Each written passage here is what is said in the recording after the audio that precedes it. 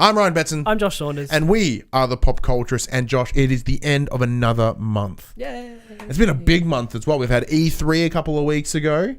Yeah. A bunch of little... There's not been a lot of games. Not too many movies. Some good tidbits. Yeah, we've got Crash Bandicoot, out now. It's in your hands. Yeah. It's really good. We had Transformers. Yeah.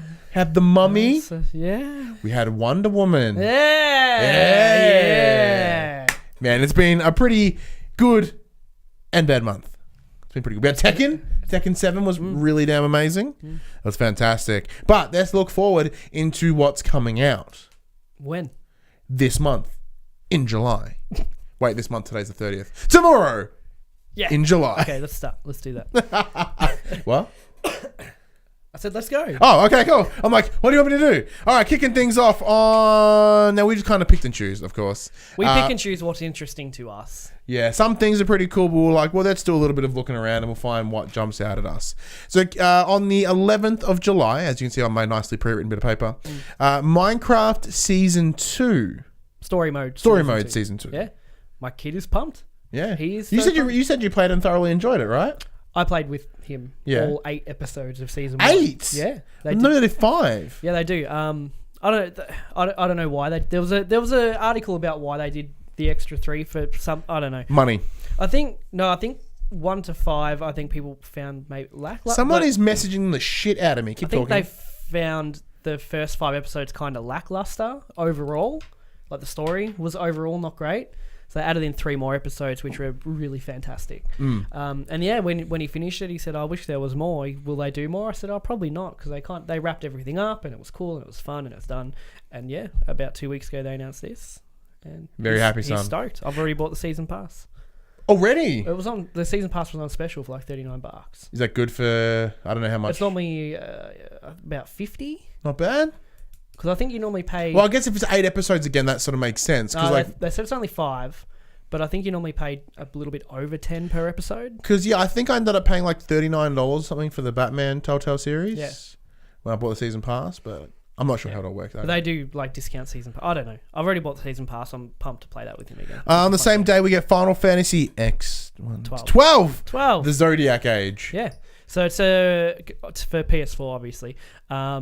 It's a remaster of Final Fantasy 12. Sweet. Yeah.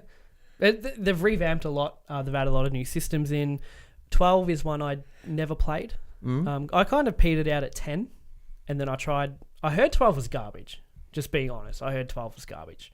Maybe that's why it's not getting the same hype level. I think that like 12 the others. is when they started to change the formula. Okay. Which rubbed a lot of fans the wrong way, I guess. But doing a bit of reading, it was actually... They released it, and then they released a version of it, which fixed a lot of the shit, and now they've remastered that version. I might, depending on price, I might. We'll see how it goes. Yeah, we'll have a look into it. Yeah. On the 18th of July, we got a game that we didn't know much about. We sort of it caught my interest because of 2 words. Farming simulator. And then I was like, I'm going to deep dive into this. Yeah. So we had a little bit of look. We've watched some pre-footage. Can you tell people what the game is? It's, by the looks of it, it's... The title? Oh, it's called Yonder. I can't remember in handwriting. Yonder, the Cloud Catcher Chronicles for PS4 only.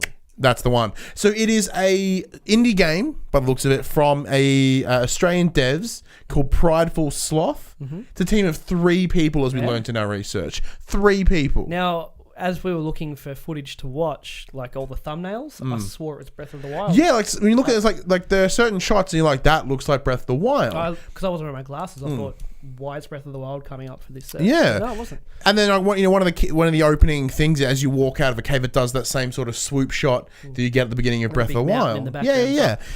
So it's essentially, if you wanted to look at it, it's like Oceanhorn with Harvest Moon with a little bit of like Link to the Past is what they were explaining it as. Yeah. So it's farming, crafting, and exploring. There's no combat. So it looks to be just a very happy kind of chill out game. I'm not sure. I know you're keen on the farming simulating, but I don't know how. I guess there's no way to know how prominent that is in the game. Yeah, at the because moment. they did sort of mention that there's no real dominant story. Like there's a small story to sort of keep everything moving forward, but it's not like a big grand narrative. And there's no combat either, which is interesting. It's good, yeah. So they're obviously just going for the kind of game. Just chill. The world looks big. There's 8 different areas in that world, so I'm guessing you're gonna have like snow and desert, and and you farm accordingly. Yeah, and you farm I guess. What can you grow in the Arctic? Juniper berries, according to Skyrim. Yeah, juniper berries. Yeah, juniper berries. But no, look, it looks good. It looks like it'll just be a really good like end of day. Just chill the fuck out. All these games have explosions and guns and killing and murdering. That's why I like farming sims, man. It's just chill. Just take you back chill. out, just to relax. On the 21st of January, we get Minecraft Story Mode. July, what did I say? January. I said January, and like when we did the video for the panel, I did the same thing. We've got to start filming so late at night. Yeah. Or I should probably, look into why I had a stroke. Yeah.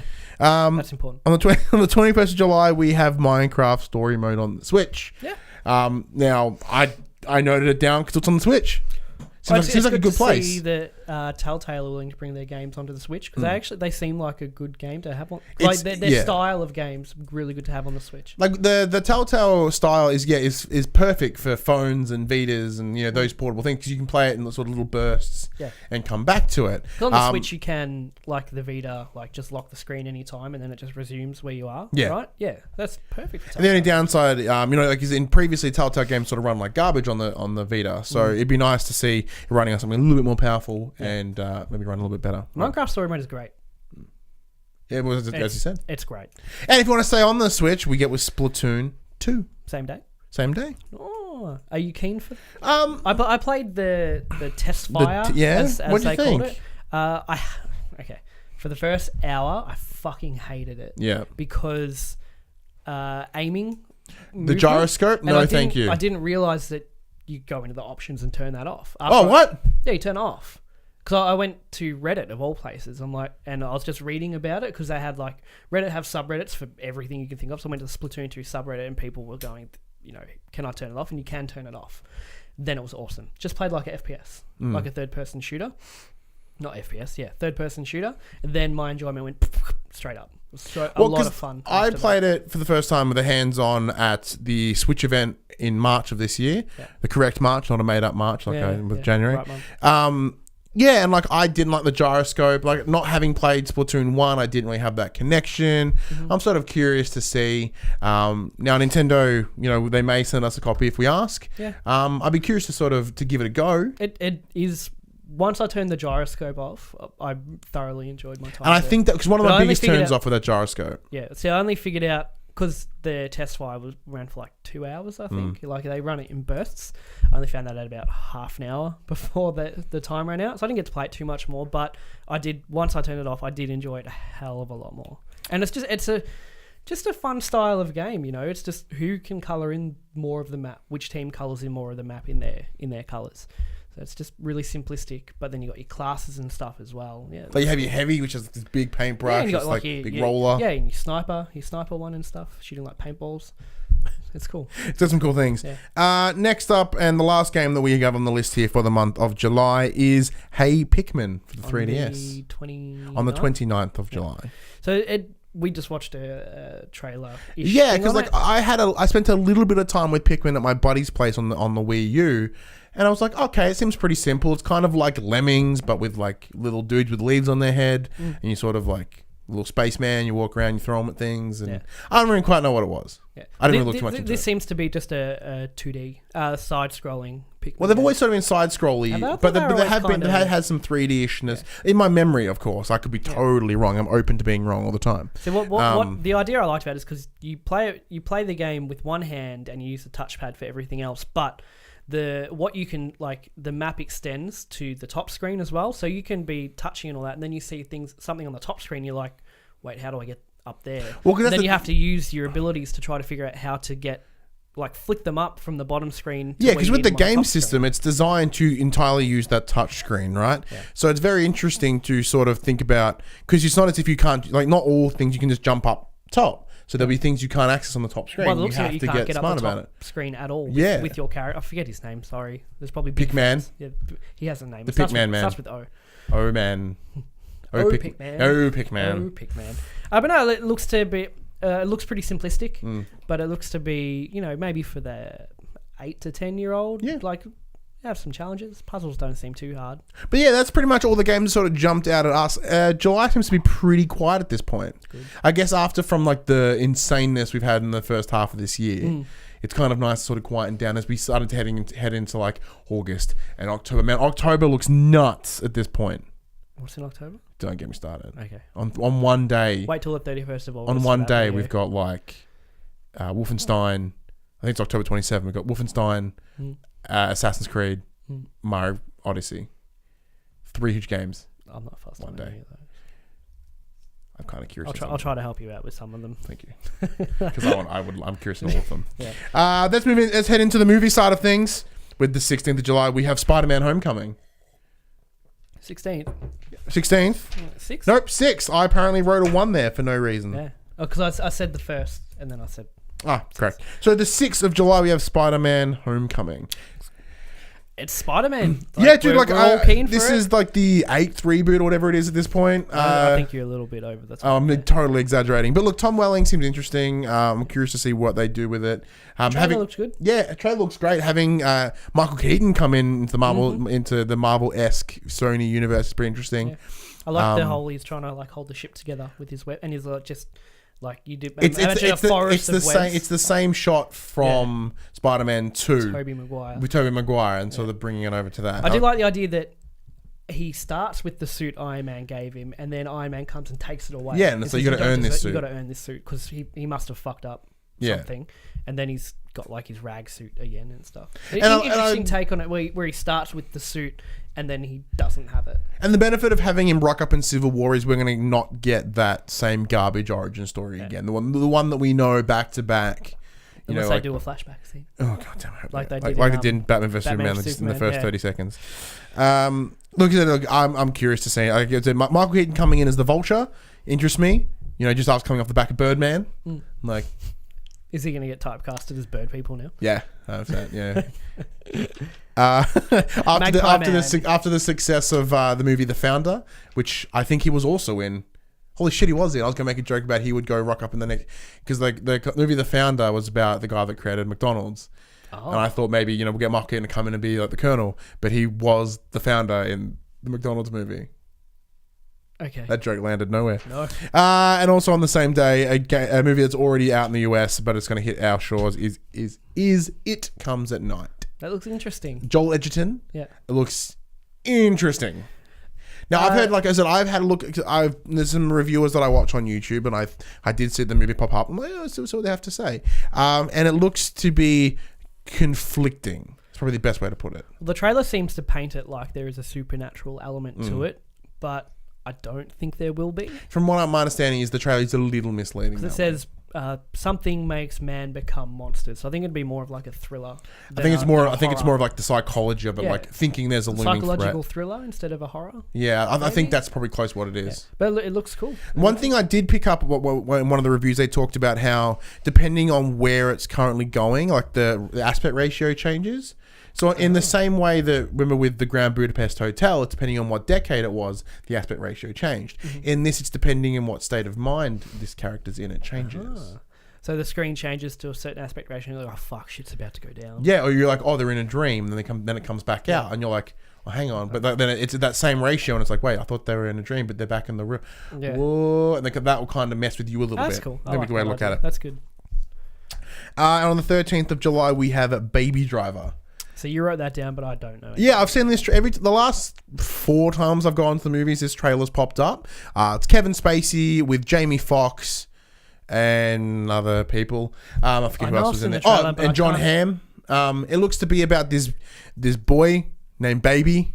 And he has headphones on and he drives cars. He's the getaway driver for a series of gang members by the looks of it. And Kevin Spacey's sort of like the kingpin, and I think it's sort of him trying to get out of this situation. He's like, I don't want to be the driver to the mob anymore, or this team of criminals. Oh, that actually sounds really interesting. Yeah, it's Edgar Wright that's a good tick in the box, Yeah. If you're a fan of, any of the Cornetto trilogy, as well as like Scott Pilgrim, and what Ant-Man sort of become, I guess. It's kind of interesting, but my phone will not stop vibrating. You just need to put it on Do Not Disturb. Fuck is talking to me. 20th of July, we have Dunkirk. Looks rad. From Christopher Nolan. The trailers look very Christopher Nolan-y. Yeah, we talked about this, and you're like, there's a very clear and distinct style for Nolan. Well, because pretty much any of the scenes in the trailer, you could picture being a scene from one of the Batman trilogy movies. Like Inception, he has a very clear how he shoots, like sort of, not wide angle, but shoots sort of landscapes and sort of big action set pieces. Yeah. I'm all for good war movies. I think it's been a while since we've had a really breakthrough war movie. What was interesting in the trailer, the start of the trailer, it did very much look like Saving Private Ryan in terms of this gritty, just dirty war movie, right? And then it sort of transitions into what looks like Ocean Rescue. Ocean Rescue, it's water rats. No, so it seems all these soldiers are stranded in Dunkirk. And for whatever reason, the Navy can't get there, so they call in civilians with their boats to go and get them, which obviously is not an ideal situation. Yeah, I'm confused whether this is based on true story or not. I'm not too sure. It seems like the main character was there, and then he got away, but now he's got to go back on the civilian Scarecrow boat. Yeah. Oh, was it? Yeah, it was Scarecrow from the Batman Begins. Oh, that's cool. Yeah. Yeah, and it seems like he was there, then he got away. It's Tom Hardy there as well. Bane's there too. Trying to get back. He has to go back. He doesn't want to. So it looks like it will be a pretty good emotional war movie. Be very interesting. But speaking of based on true stories, on the 27th of July, we get War of the Planet of the Apes. What? What era did that happen? The future? Oh, okay. Based on true stories from the future. I've actually surprisingly not seen the Planet of the Apes or Dawn of the Planet of the Apes. I've not seen either of them. Have you? I've seen both of those. It was whatever the last movie was. Dawn of the Planet I get kind of mixed up. I think it was Dawn of the Planet of the Apes, where Caesar is his name. I know enough details. I know James Franco's in it. Yeah. I know Andy Serkis is Caesar. And Monkeys. I got fooled by the marketing of that fucking movie, because there was an original video that came out years before the movie wasn't sort of trying to get the hype viral marketing, and it was this monkey that finds there's a bunch of African militia guys. They're like, hey, this monkey, hey, let's give it a gun. Oh god, and they'll get shot down and die. I'm like, that is an awesome video, and little did I know that someone posted it online but just cut the bit that's at the end that says Planet of the Apes. Oh really? And I was like, this is fascinating. Why would they give him a gun? And then about 3 weeks later, I'm like, oh man, I'm so dumb. Yeah, it was and in Dawn of the Planet of the Apes, Malfoy was in it too. Yeah, I don't know his name. I'm pretty sure he was the first to die. Draco Malfoy, not Lucius Malfoy. Yeah, Draco Malfoy. Okay, cool. But one of the coolest scenes I've seen in any movies that I can remember is where I think they're beating the apes before they knew they could speak, or before any of them could speak, and they're beating them, and eventually I think Caesar grabs a stick and he goes, no, and he just screamed, and there's just dead silence from the apes, and the people just no!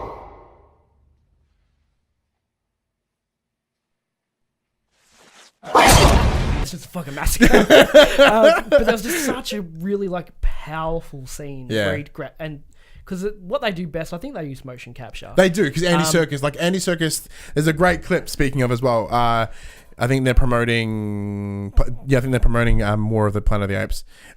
He's on Graham Norton with Tom Welling. Oh, okay. And he's explaining how he does the motion capture of the gorillas, and he gets gets right into it. He gets right into it. He has his little arms that give him the extended arms, and he sort of shows him across the little stage. And he's like, "Hey, hey Tom, you want to give it a go?" He's like, "Oh." It's the benefit of motion capture is that in these Andy Serkis is spectacular. Yeah. He's the king of motion capture. And in these movies, you're supposed to sympathize with the apes, but it was hard back in the day because they were just plastic masks or whatever.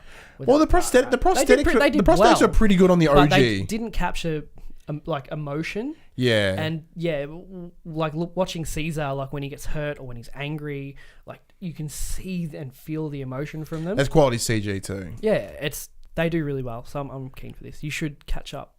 I think we will be certainly going and seeing that. But anyway, that is all the games and movies that are coming out in July that interested us. Now, I'm sure we missed some really cool stuff as well. So if there's something that we missed that interests you, comment below. Let us know. Josh, what's that spiel?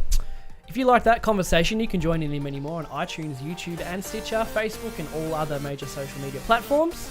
But the main conversation takes place on our Facebook community group, facebook.com/groups/thepopculturists. And if you really like that conversation and want to get into some behind the scenes conversations, jump over to Patreon at patreon.com/thepopculturists. Check out the tiers. There might be a reward there that interests you. Anyway, I'm Ryan Betson. I'm Josh Saunders. Thank you for checking us out. We'll see you in the next video. Mwah!